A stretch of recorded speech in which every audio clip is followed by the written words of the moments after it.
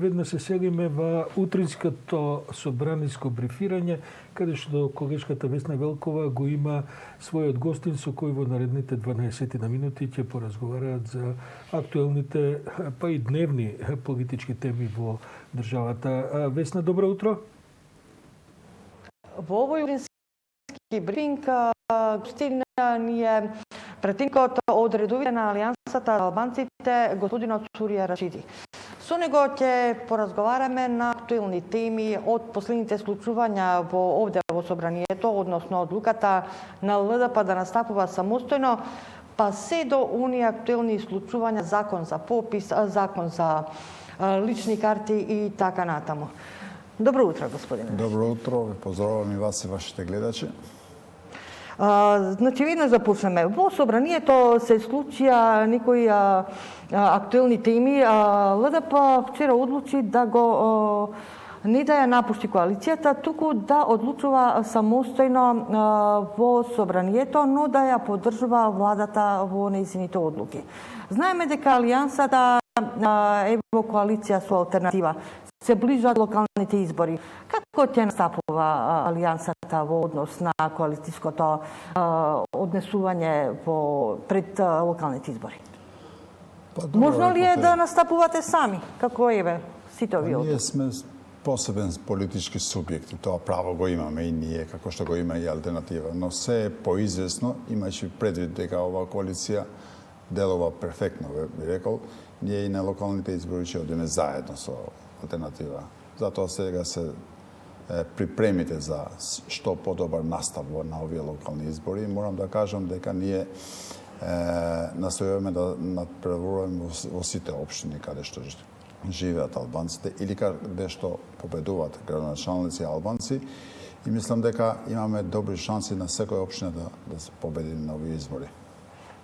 Значи, во на политичката сцена некако се размрда политичката сцена, па можно ли имаме самостојно настапување на ЛДП, потоа пред тоа кажа Песа. Сега имаме бегство на МВР представникот Саша Мјалков. Ќе парате ли никаква одговорност? Какви се вашите планови тука? Па како прво, вие спомнате доста прашање во случајов постапувањето на Либерал-демократската партија е една одлука и ние поздравуваме. Од друга страна, од почеток сме рекли дека ова влада се има една тенка поддршка во собранието и затоа сме рекли дека е нестабилна влада. Имајќи предвид некои случувања во последно, ние можеме слободно да кажеме дека се работи за влада која нема и поддршка во собранието, влада која има поддршка од малцинството. Имајќи предвид дека претходната седница на собранието што беше закажана број 34, ако не се лажам, во собранието имаше само 57 пратеници од мнозинството. Имајќи предвид и дека и законот за попис помина само со 53 гласа од мнозинството, па и интерпелацијата на господинот Димитров, која имаше поддршка само 55 пратеника. Значи, овие се докази дека ова влада веќе нема поддршка во собранието. Добро, објаснувањето на власта беше дека потребни се 61 глас. Што го рековте дека на опозицијата за да има дегањето на една личност која беше, мислам, злото на бившиот режим, нашиот став не е сменет во однос на бегањето на господинот Никола Груевски. Уште тогаш велевме дека требаше да има одговорност.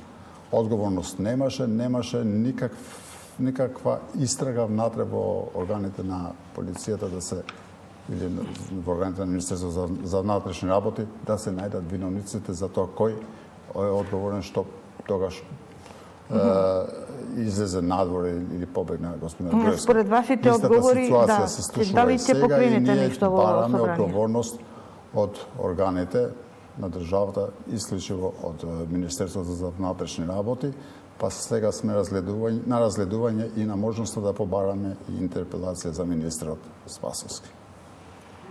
Да, во интерес на времето ќе преминам веднаш на делот некои закони што вие ги покренавте и ги поддржувате овде во собранието. Предлог измените на законот за државанство е во собраниска процедура.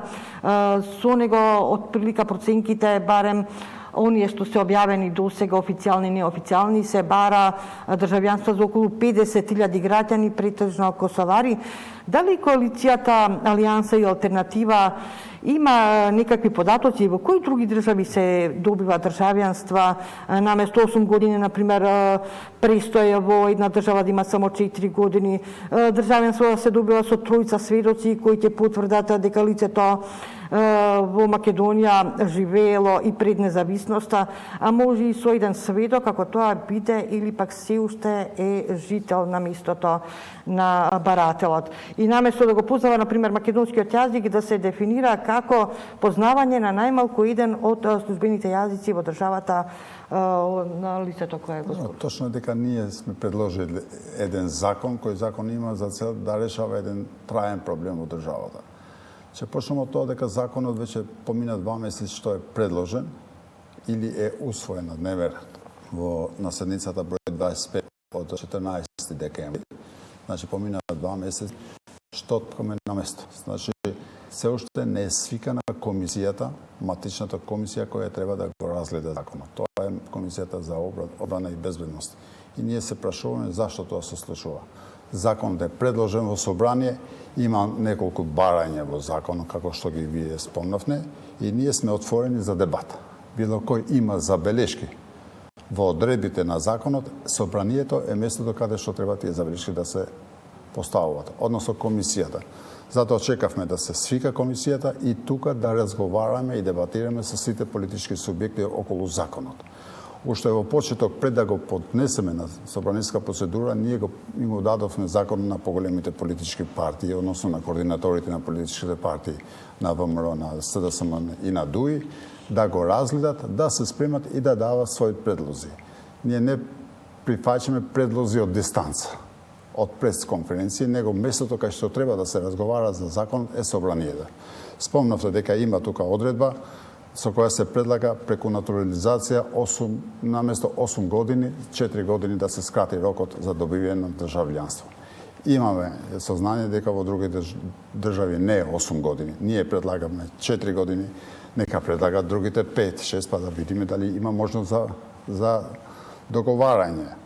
Другите работи што спомнавте да се потврди со тројца сведоци дека жителот кој живеел овде на 8 септември 1991 година, значи граѓанин што живеел тогаш, да зема по автоматизам и државјанство.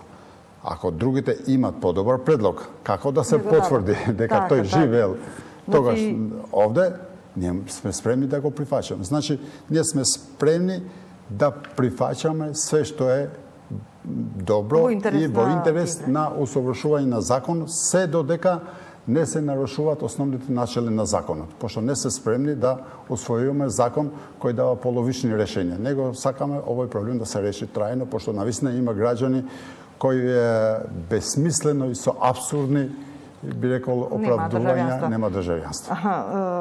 Господине Рашиди, да преминеме на последното прашање. Да го спомнеме и законот за попис. Значи, тој е во собраниска процедура, законот е предложен од БЕСА, но е поддржан... За попис или за личните карти за БЕСА? Закон за лични карти, се извинувам. Значи, тој е поддржан од предложен од БЕСА или поддржан од ДУИ и Алијансата и Алтернатива, вашата коалиција. Сакам да кажам, како член на Националниот совет, каква е вашата политичка проценка за тоа кога те каже Европска унија дека европската регулатива забранува споделување на податоци на етничка и религиозна припадност?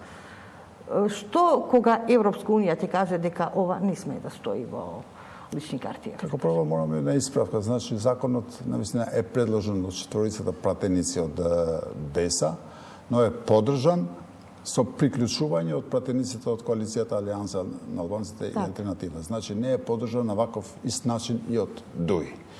Тоа што ние го поддржувавме законот е заради тоа што тоа беше и наше барање тогаш при уставните промени, имавме амандмани. Самиот факт дека го предложил БЕСА е поради тогашното барање на премиерот Заев како подносител на на уставните промени, ова прашање да го преговара со движењето БЕСА. Нашиот став тогаш беше дека без разлика со кого вие ќе го преговарате ова прашање, да знаете дека и ние стоиме за тоа. И затоа сега овој чин на поддршка на овој закон на нашата страна. Но не ми одговорите што кога Европска унија ќе каже не сме така и дека европска регулатива станува Европската унија од август ќе ја има таа регулатива. Преговори меѓу политичките субјекти. Овде ние знаеме дека сите барем јавно декларативно го поддржуваат. Го поддржува и ВМРО, го поддржува и СДСМ, го поддржува и ДУИ и мислам нема никакви причини да не биде и така. Да спомнам дека да одиме контра Европска унија, иако сакаме да бидеме тоа што беше членка на во Унијата. времето на уставните промени неприфатливо за нас беше во личните карти да се именува тоа македонско, имајќи предвид дека може тоа да се Таму што е македонско интерпретира како граѓанина, етничка припатност и затоа баравме и да се наведат и за другите етнички заедници исто тоа, значи како што се осеќа. Добро, законот е во собраниска процедура, ќе видиме, мислам дека е блокиран. Со околу 1200 амандмани, ќе видиме каква судбина ќе доживее. Значи има премногу амандмани и мислам дека ние мислиме како партија дека сепак за тоа можеби стои самата власт, за да се блокира преку една помала партија од опозицијата преку амандмани. Добро, тоа е ваше мислење. Власта зборува и опозицијата левица која го блокира нешто сосема друго. Ви благодарам на разговорот утрински брифинг. Да. Студио, ова беше разговорот со пратеникот од редовите на Алијансата Сурија Рашиди.